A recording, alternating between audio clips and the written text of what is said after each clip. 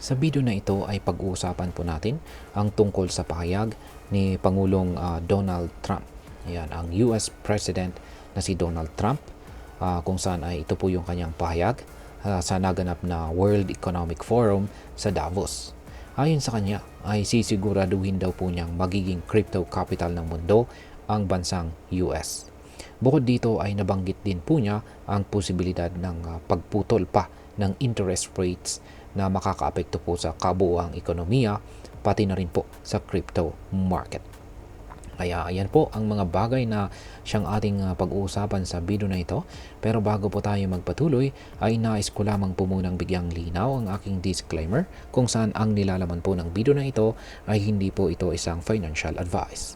For education and information purposes lamang po ang layunin ito. Ayan, habang nagsasalita po si Pangulong Donald Trump sa World Economic Forum sa Davos, ayan, ay sinabi po niya ang plano niyang gawing world capital of cryptocurrency at saka artificial intelligence or AI ang bansang US. Kaya matindi po yan. Sa madaling salita ay gusto po niyang maging sentro ng crypto development ang kanilang bansa. Kaya ano nga ba ang ibig sabihin nito? Ang US ay naglalayon po na gawing friendly ang kanilang regulasyon pagdating po sa industriya ng crypto. Hindi po tulad ng panahon ni dating Pangulong Biden kung saan medyo magulo ang policies pagdating po sa crypto. Yan, si Trump ay tila po gustong gumawa ng mas malinaw at mas maayos na environment para sa mga crypto companies, developers at saka investors. Bukod dito ay inihayag din po niya ang kanyang intensyon na magbawas pa ng interest rates. Ang interest rate ay ang porsyento po na sinisingil ng bangko kapag nangungutang ang mga tao o kumpanya. Kapag mababa po ang interest rates, mas mura ang pag-utang, kaya mas maraming pera ang umiikot sa ekonomiya. Sa crypto, ang mas mababang interest rates ay karaniwang bullish o nagdudulot po ng pagtaas sa presyo ni Bitcoin at maging ang iba pang mga crypto assets. Ngayon ay ano naman po ang strategic Bitcoin reserve? Yan, ang isa pang highlight sa balita na ito ay ang tinatawag po na strategic Bitcoin reserve.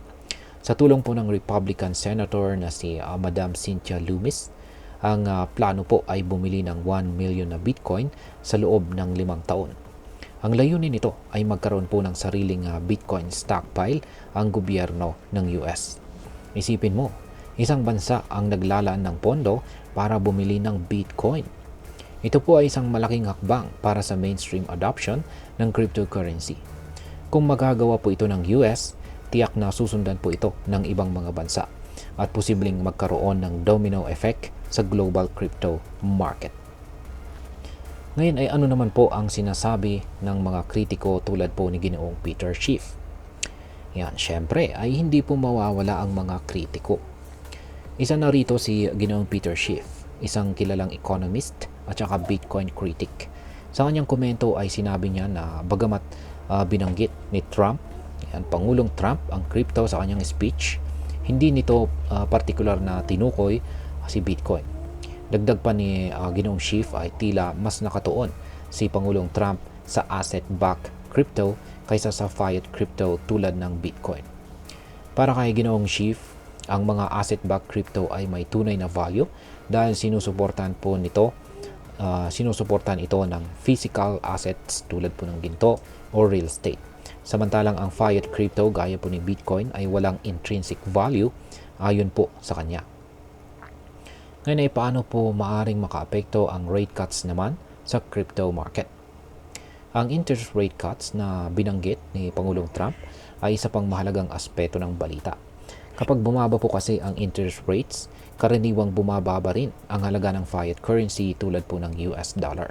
Kapag nangyari ito, maraming investors ang lumilipat sa ibang assets tulad po ni Bitcoin para protektahan ang kanilang kayamanan.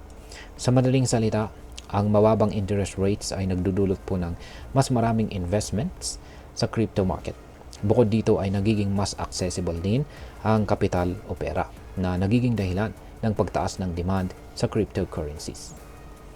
At ngayon ay ano naman po ang maaaring maging epekto nito para sa atin bilang mga Pinoy crypto traders or investors. Ayan.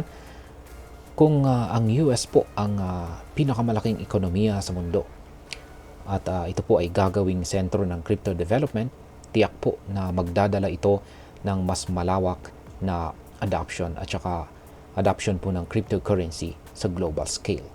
Para sa ating mga Pinoy, ibig sabihin po nito ay mas maraming oportunidad po ito sa crypto trading at mas mataas na demand para sa crypto-related jobs yan, or trabaho at mas maraming tools o platform na magagamit natin.